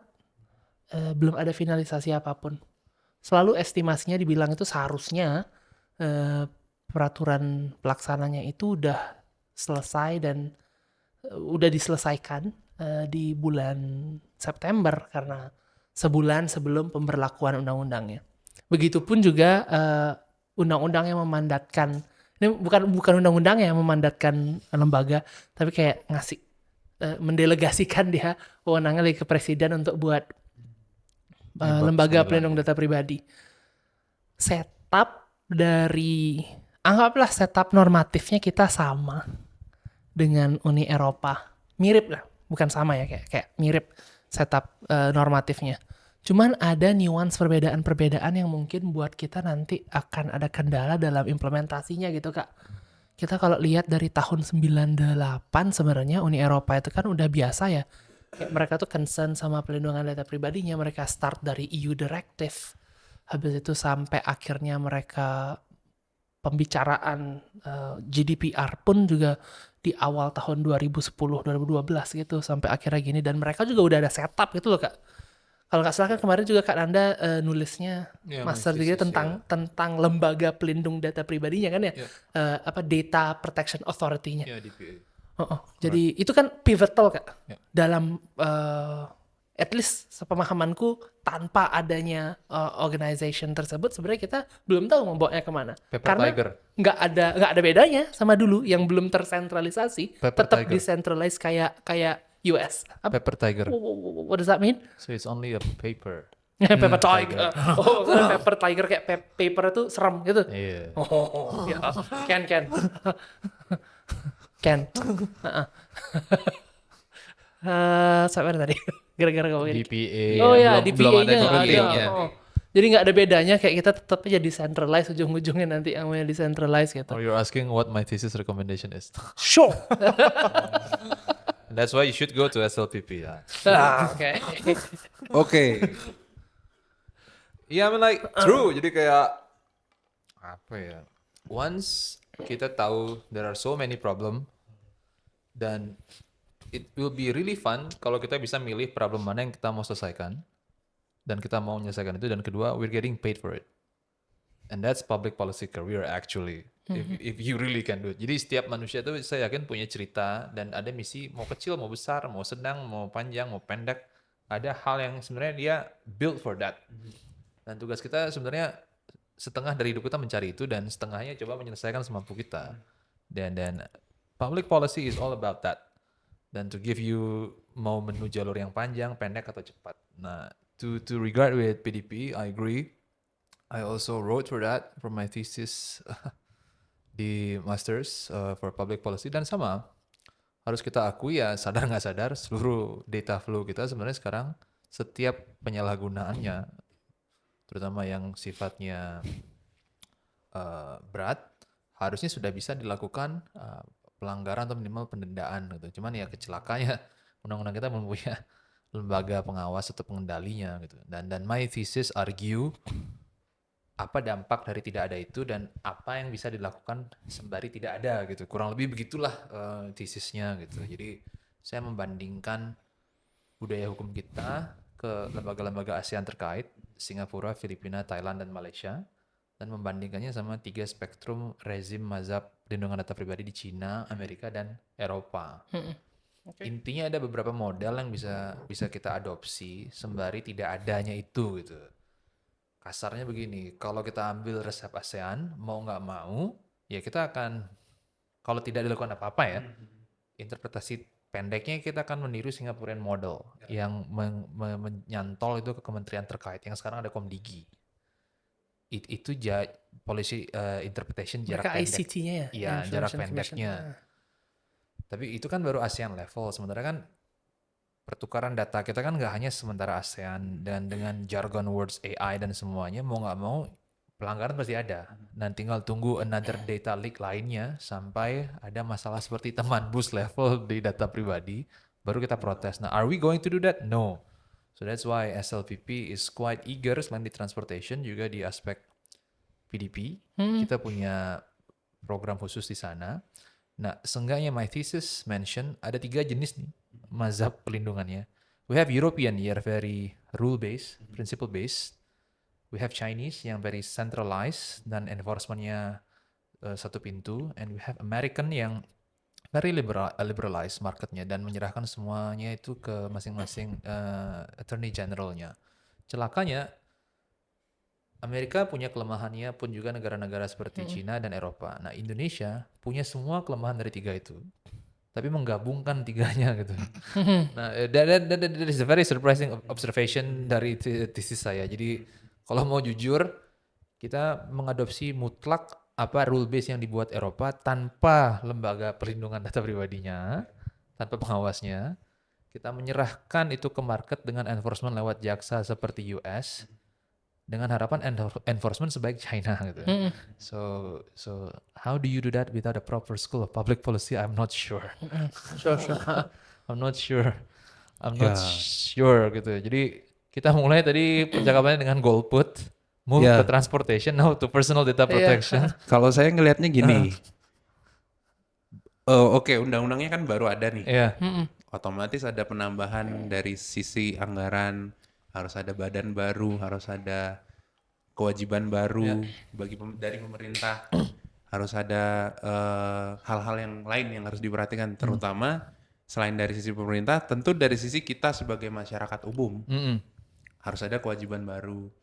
Biasanya setiap ada kewajiban baru, biasanya kan ada sebuah profesi baru yang lahir atau Ya. potensi-potensi lain yang bisa kita eh, kita gaungkan atau Ya. kita sebenarnya juga punya potensi itu sebagai ahli hukum atau sebagai praktisi hukum. Tentu ada dong, karena Ada. masyarakat awam sebagai private sector nih, company, jadi dia punya kewajiban tambahan yang tidak sedikit tentunya dan tidak mudah. Agreed. Yang kita sendiri juga sebenarnya sulit kalau mau menerapkan itu secara comply dan proper. Ya. Ya, itu pasti ada hal-hal yang Ya, teknis betul. lainnya dan perlu skill spesifik. Skill spesifik. Ya, ya. ya. Mungkin Pak Surya bisa cerita tuh potensi peluang profesi apa nih yang lahir dari sini. Kalau yang secara undang-undang tuh kan ada tuh petugas atau pejabat pelindung data pribadi. Ya, sebenarnya lebih sering didengar ini sebagai Data Protection Officer. Kita singkatan itu sama kayak singkatan kita kalau lagi nyari orang, Kak. Daftar pencarian orang. DPO dan ironically gitu loh. Dan nanti kalau udah ada pengawasnya, lembaga pengawas, itu benar-benar dicari orangnya itu. Betul. Karena Soalnya dia yang bertanggung jawab. bukan sih bertanggung jawab. Dia yang ngerapihin. Dia yang memfasilitasi setiap pengelola data itu untuk bertanggung jawab gitu lah. Iya, iya. Anggapnya pengelola aku bilang itu karena itu menyangkut juga, ini didefinisiin kayak legal banget ini. Pokoknya ada yang bertanggung jawab untuk ngelola data itu, ada yang bertanggung jawab cuma untuk jadi perpanjangan tangan yang ngelola data gitu dah. Simpelnya. Nah, mungkin dilurusin dulu ya yang bikin kita sekarang ini mulai kayak memusatkan pikiran atau perhatian ke UU PDP itu kan karena ada banyak isu kebocoran gitu. Padahal yang diatur materi muatan UU PDP itu kan lebih dari kebocoran. Itu cuman salah satu dari kegagalan pemrosesan data pribadi. Kegagalan ini masih banyak. Itu dari awal mungkin gitu. Kegagalan pertama mungkin yang paling simpel itu ya, kita make data orang tanpa minta izin, itu gagal udah termasuk. Habis itu kita udah dapat izin tapi kita gagal untuk mendokumentasikan cara kita mendapatkannya. Habis itu kita mau makainya untuk apa, itu sudah gagal juga lagi. Datanya itu nggak bisa diakses pas si data subjek yang memiliki data itu mau ngelihat datanya, itu juga kegagalan. Terus udah simpen nggak tahu disimpan di mana, kegagalan. Udah disimpan, dienkripsi. Gara-gara enkripsinya lupa kuncinya, nggak bisa akses lagi, kegagalan. Nah jadi tipe kegagalan pelindungan data itu sebenarnya Berlapis-lapis. bukan berlapis, spektrumnya itu Dari lebar. yang ringan, sedang, dan Ringan, sedang, dan berat. Mungkin yang paling bombastis itu yang paling seksi untuk di Mr. headline tuh Bombast. Very fantastic. data leaks gitu ya, kebocoran data. Ya nggak di-cut lagi, stop aku di situ. Ya, agree. I think Ari contention point adalah untuk setiap rezim baru akan ada profesi baru yang hilang dan tumbuh gitu. Dan data protection officer walaupun dalam situasi tidak ada lembaga pengawas bukan berarti tidak perlu. Berarti nggak perlu. Tetap harus ada karena itu akan menunjukkan bahwa ada best effort dari lembaga untuk mengelola itu dan I think Mandara School of Law and Public Policy selain ada punya concern di masalah pertanahan dan transportasi, we put serious focus on that too, and that's where we're going with our directions kan. Dan I agree that's where my thesis are saying too gitu. Jadi kayak di model nanti DPO-nya mau nggak mau karena amanat undang-undang ya kita melihat selain ada Komdigi ke depan ya mau nggak mau di Inggris ada two chambers model istilahnya. Jadi kayak ada Commissioner Office kantor informasi. Ya, jadi akan ada ICO. Iya, ICO. Jadi akan ada kayaknya kita akan bisa melihat komisi informasi di masing-masing daerah itu akan lebih berfungsi dan dikombinasikan sama peran-peran aktif DPO yang tidak hanya ngerti hukumnya tapi advokasi kebijakan publiknya. Nah, itu kayaknya tren yang saya akan ekspektasi timbul di tahun-tahun ke depan di PDP ke depan sambil menunggu format lembaga pengawasnya yang semoga ada gitu sih kalau saya. Gini, berarti resiko terdekat yang paling sederhana yang bisa dikenain oleh seseorang itu terkait dengan PDP itu apa sih? Karena kan lembaga pengawasnya belum ada. Misalkan lo juga ngelanggar, kagak ada yang negakin tuh pelanggaran. Apa contoh realnya yang terdekat, yang paling real, yang bisa orang kena terkait dengan PDP? Internally, nation to nation, Indonesia ke Indonesia, kriminalnya ada. Oke. Enforcementnya, kalau terbukti penggunaan datanya menyalahgunakan dari aspek kriminal. Jadi selain undang-undang PDP kan ITE sudah in effect. Sekarang tinggal kriminalnya itu pertama. Kedua betul memang selain ada lembaga pengawas, mungkin administratif denda memang nggak berasa. Tapi please bear in mind, yang kita ajak tukar data nggak cuma sesama Indonesian subjects. Di Bali aja misalnya, a melting pot for tourism, we have Americans, Europeans yang negara-negara udah punya rejim sendiri. Dan mereka sudah ada lembaga pengawas dan They have their peraturan own. dan sebagainya. Iya. So keberadaan ada tidaknya lembaga pengawas membuat kita setara sebenarnya, dan kita punya argue to defend bahwa we did our best. Nah kita nggak punya. Oke. What's our best of defense in case kita nggak punya? We have a proper DPO mechanisms that we try our best. Karena the denda bisa jadi nggak hadir dari kita. Oke. Bisa jadi terbukti kita melakukan breach. Tapi didendai sono negara Ya, sono. Oke. It might sound astronomical to you dan jauh gitu. Cuman Tapi resiko itu ada gitu kan ada maksudnya. resikonya ada dan if we go more ke jauh gitu, anything can happen. Jadi kayak sanksi economy embargo, you name it all. Every country will try every avenue to discredit atau mengkerdilkan dan itu ada. Oke. Jadi Iya, sesederhana bahwa hotel menyimpan paspor tamu itu aja sudah Bisa, ada.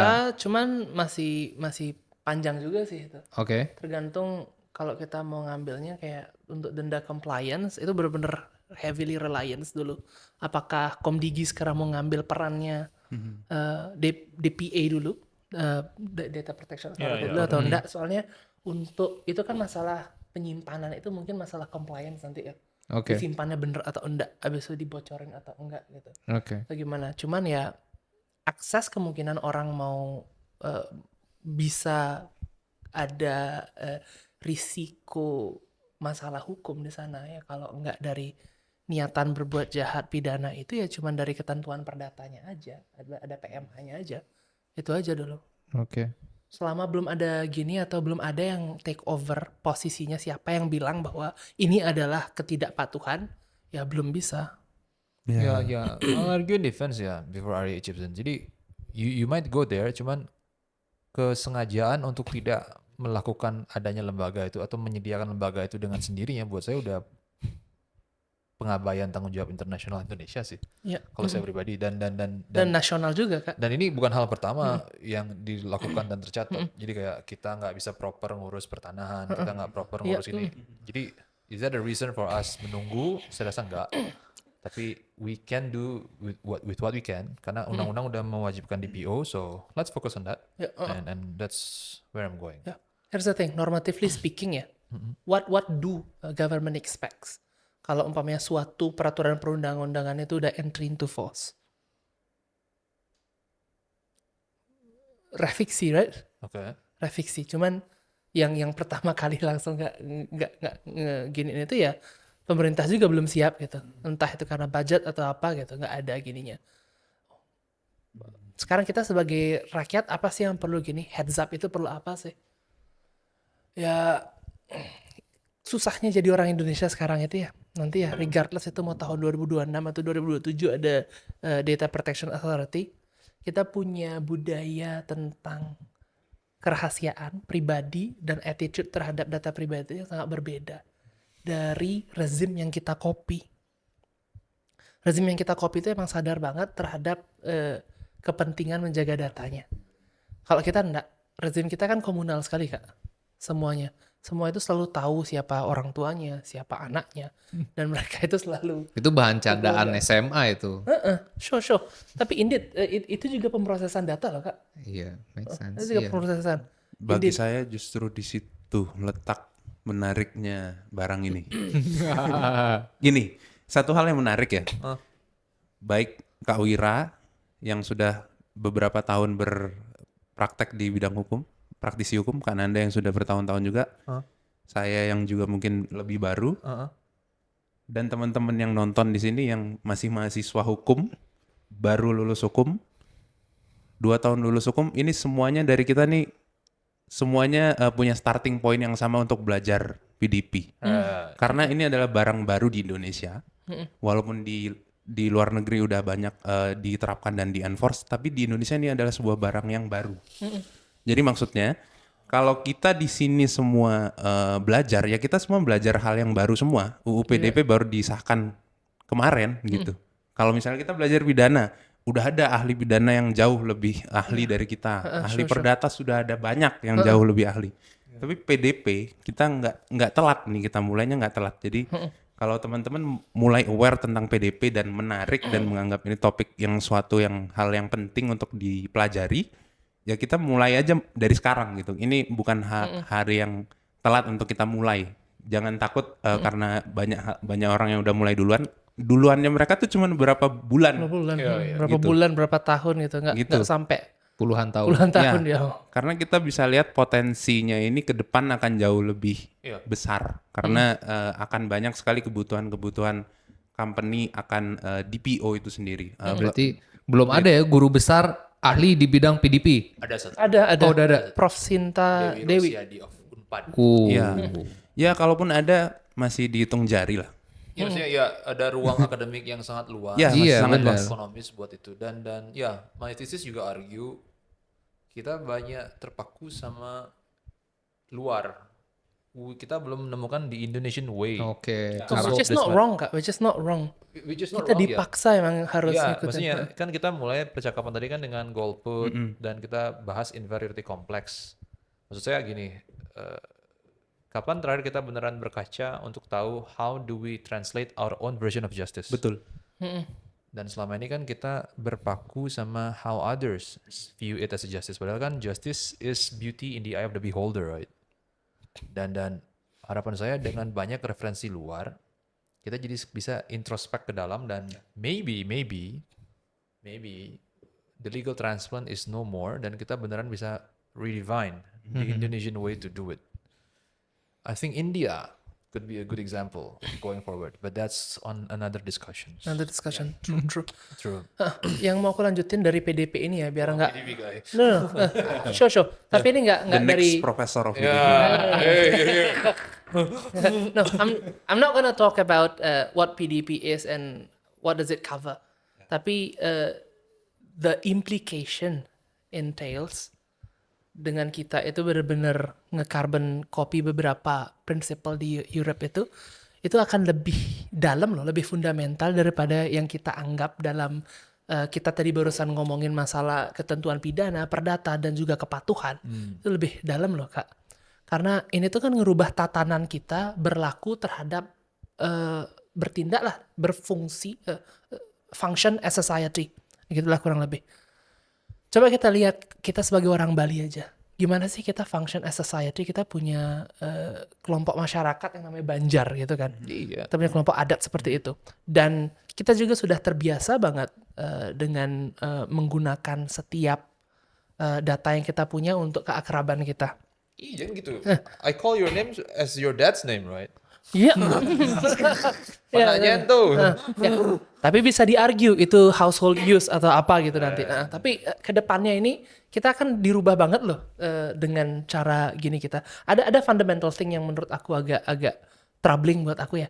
Kalau mungkin nanti kita ke depannya ini nggak tahu caranya nge-translate ini untuk social engineer dengan public policy gimana caranya biar kita bisa nge-accommodate penggunaan data kita, karena data kan penggunaan flow-nya itu nggak bisa di satu tempat aja ya, apalagi everything is digital now, pasti ada transit dan ke-transfer ke negara luar juga, makanya kita butuh beberapa, ini juga salah satu yang keharusan kita harus kurang lebih lah menyamai standar, memiliki standarisasi pelindungan data yang kurang lebih sama dengan rezim di luar gitu. Tapi ada risiko yang menurut aku ke depannya itu bakal ngerubah cara kita memandang kehidupan sosial di Bali minimal atau Indonesia gitu. Kita nggak akan lagi seliberal dulu dalam bermasyarakat gitu. Kita budaya komunal kita lama-lama akan hilang dan kita akan budaya sekresinya bakal lebih tinggi. Do we really want that? I mean, is that the Asian way? Kalau kita So sering, asik. no. Kita Iya, kan bener. dari beberapa bulan yang lalu Iya. tuh loh, kita kayak sering banget nonton Lee Kuan Yew ngomong gininya ya, apa pidato-pidatonya Lee Kuan Yew dari pertama pendirian Singapura sampai reviewnya dia waktu pertama kali succession of powernya dia, succession of leadershipnya dia, sampai pas dia udah tua udah mau pensiun gitu. Kita dengerin omongan-omongannya dia. Satu hal yang kita ini kan bakal ngomong, ini multifaceted banget ya karena kita ngomongin society ya kan. Dia ngomongin demokrasi, dia ngomongin freedom of press, sama dia ngomongin the Asian way gitu, bahwa konsep-konsep yang sekarang kita anggap sebagai benar atau standar kepatutan, bukan kepatutan itu ya selalu kita bawa dari barat. What's the Asian way? What is our way? We still kayak kita selalu aja ingin berupaya kalau oh ini loh yang bener. Ini yang ini kita selalu kayak saat kita bilang demokrasi kita sekarang kurang bagus. Acuan kita di mana demokrasi yang di barat gitu kita acuannya. While the West are writing the law while they are plundering the globe, right? Indeed. Yeah, they were They have their trade-offs. Yeah, they had their trade-off, and I'm not saying that democracy is not a good contribution. It is a very good one. Makanya most of the world kayak 193 itu pakai juga demokrasi to some extent. Jadi masih ada liberty-nya untuk ngedefine. PDP sekarang harusnya kan ada liberty-nya untuk ngedefine, tapi kita nggak punya liberty terlalu banyak. Karena toh kita juga udah ngikutin itu. Kedepannya sekarang kayak gimana ini kita? Yeah, I agree. I support Ari contention. Justru kayaknya kita harus melihat ini sebagai hal positif deh. Ketiadaan lembaga pengawas membuat ada ruang kosong yang sama-sama bisa kita tulis bersama sekarang. Dan seenggaknya kita bisa memberikan fair warning atau catatan lebih awal pengawas. Yes, we understand where we copy, tapi kita punya, I don't know, I wouldn't use Asian ya, but the Indonesian way, how we expect we do it. Dan itu pasti ada. Dan gimana kita mencoba mentranslate itu ya, again, it's another public policy skills, legal skills tuh. Jadi ya, we are looking forward untuk profesi hukum masa depan yang tidak hanya ethically sound, tapi technologically savvy ke hal situ. Iya, jadi intinya how to cherry pick kebijakan-kebijakan yang terbaik di dunia ini kan begitu kan. Ya. Jadi bukan berarti dunia barat salah kalau kita tiru, tapi kan tiru yang bagus, tiru yang emang it works, tiru yang mana yang emang efektif efisien. Yeah, I can give you an example. Even Charlie Munger sama beberapa West bureaucrats applaud Lee Kuan Yew for the way he administered. Dan you like it or not, geographically, we are bigger, but he gave us way how to make it work. And surprisingly, my latest issue contribution would be Lee Kuan Yew himself could be a really successful corporate lawyer, if not public defense lawyer. But he took himself untuk public service. He did that. Jadi almost all his life he dedicate to that. Jadi I would reflect my issue contribution sama marwah organi profesi kita sendiri dah. The advocates. Jadi if we reflect mau nggak mau, jadi menyambung percakapan yang Ari bilang, dalam profesi kita 9 to 5 we are lawyers. We try to go with what the law says. Tapi lawyers juga satu-satunya lokomotif yang menurut saya yang bisa melihat gap-gap enforcement minimal atau planning dari law yang ada, dan sejenis semajunya peradaban itu pasti dari advokasi yang dilakukan advokatnya. It's nggak ada cara lain sih menurut saya. Dan profesi yang menurut saya yang paling bertanggung jawab besar maupun yang paling bersalah atas maju atau mundurnya satu bangsa terlepas dari penegak hukumnya ya advokatnya.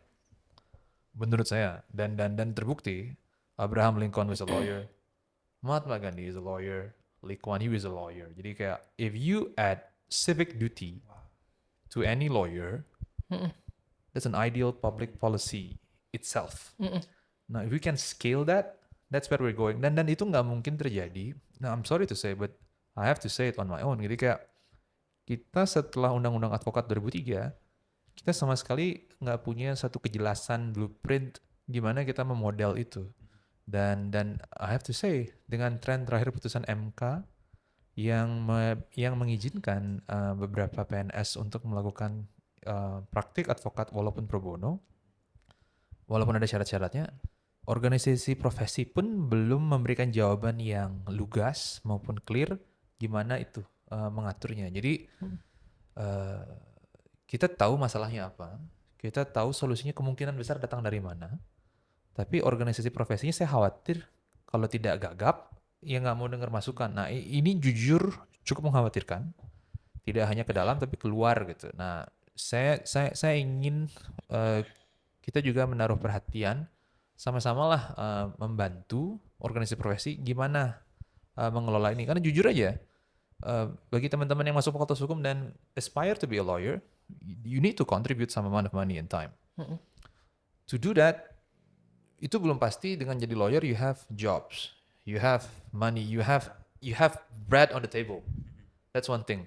Nah, let's say you go through that ordeal, you contribute some amount of money, then the situation, kita mengharapkan ada organisasi profesi yang satu kuat, kedua bisa mengayomi, dan gitu ya, guyup gitu. Nah, sorry, maybe we don't have that nationally.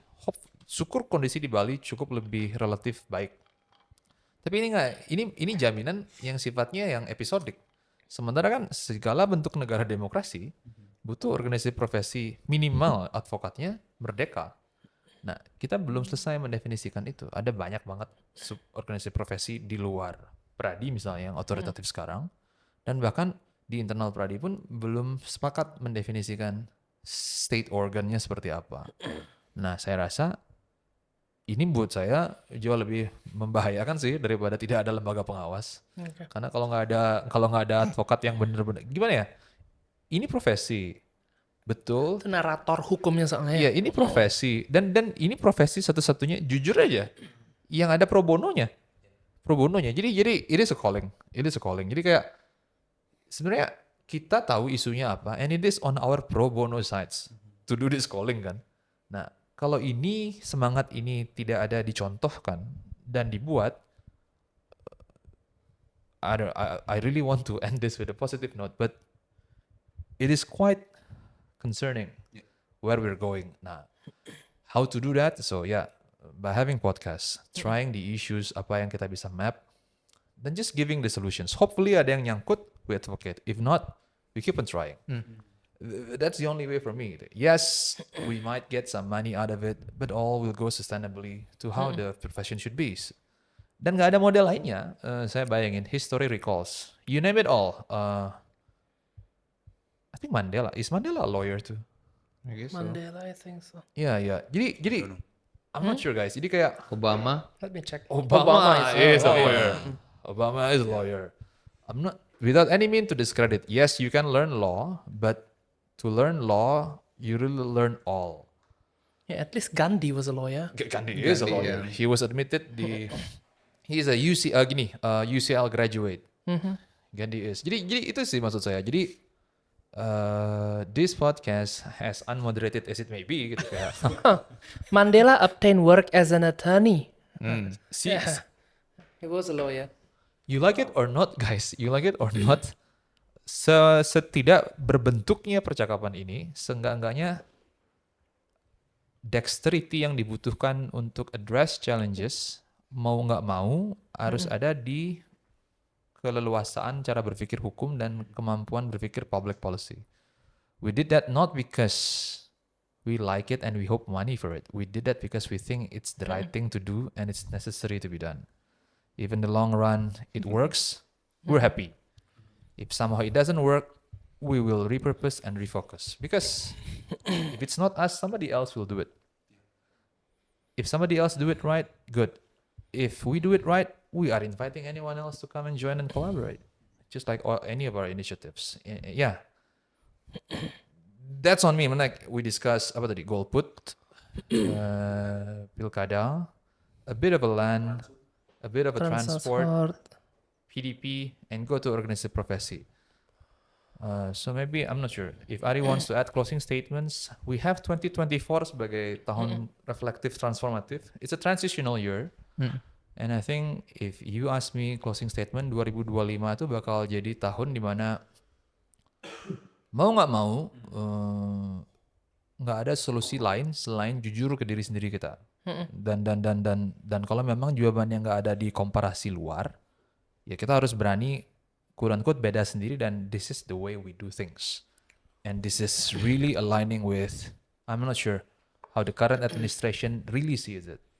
If Prabowo is indeed dari militer, but don't get it wrong, he was raised dari family yang celebrate different ideas, Ya. good academics. Dan if I really don't want to sugarcoat, tapi if there's one guy who is really equipped and ready, could be him. And I'm really expecting a lot, dan see how the policy postures are. But if not, I am really hoping a bit dari setiap suasana makan malam dia di masa kecilnya, give him a room to really listen and to add inputs to that. Other than that, gitu, we're just running in circles and doing things kayak Tetris tadi. We don't want that. We don't want that. We don't want that, and that's where we are now. Yeah, but that could be the reality. Yeah, that's where we are now. That's where we are now. And yeah, other than we do it together, right, or we do it sendiri-sendiri, dan hopefully we hope everyone do the same. Ya, at least we are doing something. Untuk nutup di 2024 mungkin ya. Kita reflect juga bahwa di Februari kemarin kita buat Mandara School of Law and Public Policy ini. Ya, jadi nggak tahu nanti ini tayangnya kapan, tapi Februari 2025 kita setahun. Jadi yang buat kita itu sebenarnya yang ya patchwork itu tadi sih juga yang melandasi kita membuat ini ya. Kita ngerasa untuk entering real world atau market, job market, kita masih banyak patchwork yang perlu diperbaiki. Apalagi saat tadi kita ngomongin masalah public policy, hukum, yang semuanya itu interconnected sebenarnya. Kalau kita mau ngomongin holistic legal advocacy gitu kan, kita nggak bisa ngelepas satu dari yang lainnya. Bahkan kita juga harus mikirin nanti tentang budgeting, finance, ya ngebuat, ya make sense out of gimana sih kita mau jadi, actually kita jadi nge-advocate law gitu, kayak kita mengadvokasi hukum itu seperti apa.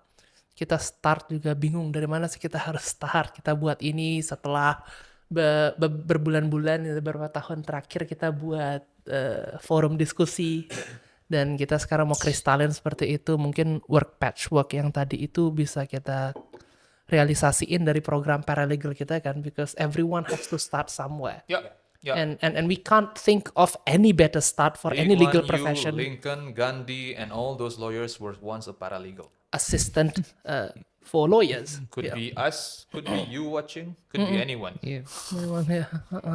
And we are democratizing the access of becoming a lawyers, not only to those law graduates. Jadi for those who are willing to seek this as a calling, maybe for fun or just out of curiosity, yeah, we welcome you all the same way. Yeah, sure. Right? Yeah, democratizing the way to becoming lawyers. Wow. Kalau dari gue sih terakhir dari obrolan tadi tuh kayak yang satu hal yang lumayan penting tuh ya emang balik lagi ke evaluasi kan. Kayak tadi pertanyaan-pertanyaan ini golput, kenapa golput? Siapa PR-nya yang cari tahu kenapa banyak golput, balik lagi kan ke evaluasi. Jadi mungkin kalau disederhanakan tuh gue inget waktu kecil tuh bokap tuh selalu pasti nyempatin waktu untuk makan malam bersama. Mungkin itu momen dimana memang evaluasi yang paling penting kan. Untuk dia, untuk anak-anaknya nanyain hari ini kamu ngapain, terus besok mau ngapain. Itu jadi mungkin di situ memang dari obrolan ini yang gue bisa ambil benar-benar setiap hal yang kita lakukan tuh yang paling penting juga bukan untuk tadi Surya bilang memulainya, tapi juga untuk mengakhirinya, dan maksudnya dalam artian untuk mengevaluasinya itu untuk biar nggak muter-muter tadi yang kayak Nanda bilang. Dan itulah public policy itu pentingnya di situ. Itu sih. Ya. Eri, terakhir Ri. Yeah. Luar biasa. Sudah Aman ya? Udah? aman semua sudah tercover. Semoga bisa sedikit memberikan pandangan untuk teman-teman, untuk ya kita ngajak teman-teman untuk belajar bareng juga buat sama kita. Iya benar. Kita belajar bersama. Yang jelas lingkupnya kita hukum dan kebijakan publik. Di luar itu bisa belajar di tempat lain. Tapi untuk hukum dan kebijakan publik, SLPP salah satu yang perlu dipertimbangkan teman-teman. Gitu. Yeay. Oke, Kita tutup nih sekarang. Iya, kita nggak punya kayak apa-apa gitu. Jadi ya udah. Oke, bye-bye all. Thank you. Terima kasih semuanya. Untuk Terima para kasih Masanti, 2024. Selamat tahun baru 2025. Yes. We face 2025 different. Bye-bye. SLPP in I love you all.